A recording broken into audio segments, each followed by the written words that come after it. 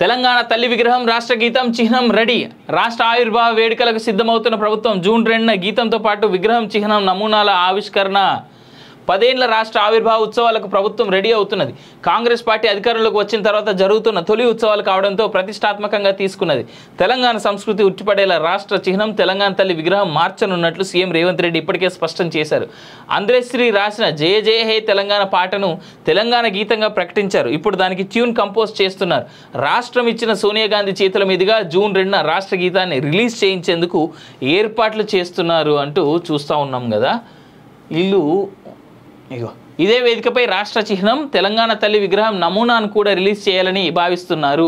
అయితే రాష్ట్రంలో parliament graduate MLC ఎన్నికల కోడ్ ఉంది. ఈ నెల 27న గ్రాడ్యుయేట్ ఎమ్మెల్సీ, జూన్ 1వ తేదీన దేశవ్యాప్తంగా పార్లమెంట్ ఎన్నికలకు పోలింగ్ ముగిస్తుంది. దీంతో జూన్ 2న రాష్ట్ర ఆవిర్భావ సభకు ఎన్నికల సంఘం అనుమతి కోరడంతో పాటు ఆ సభకు చీఫ్ గెస్ట్గా సోనియా గాంధీని పిలవాలని ఇటీవల కేబినెట్ భేటీలో తీర్మానించారు. ఈసీ గ్రీన్ సిగ్నల్ ఇస్తే జూన్ 2న రాష్ట్ర గీతంతో పాటు రాష్ట్ర చిహ్నం తెలంగాణ తల్లి విగ్రహ నమూనాలను ఆవిష్కరించే అవకాశం ఉందని అధికార వర్గాలు తెలిపాయి. కాంగ్రెస్ పార్టీ అధికారంలోకి వచ్చిన తర్వాత జరుగుతున్న మొదటి ఆవిర్భావ వేడుక కావడంతో రాష్ట్రమంతా అంగరంగ వైభవంగా నిర్వహించాలని ప్లాన్ చేస్తున్నారు. ఉద్యమకారులను, అమరవీరుల కుటుంబాలను, తెలంగాణ సాధనలో పనిచేసిన వాళ్ళను ఘనంగా సన్మానించాలని భావిస్తున్నారు.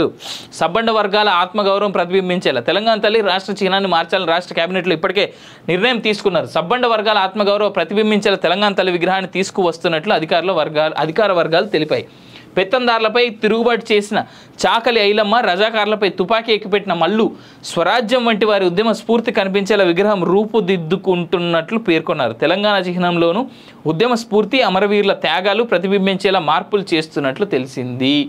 చూద్దాం ఏ విధంగా ఉండబోతుంది అనేటువంటిది. కాకపోతే ఏదైతే ఉందో ప్రస్తుతానికి ఉన్నటువంటి తెలంగాణ తల్లి విగ్రహం ఏదైతే ఉందో దాన్ని డిస్టర్బ్ చేయకుండా ఉంటే మాత్రం చాలా మంచిది అంతే.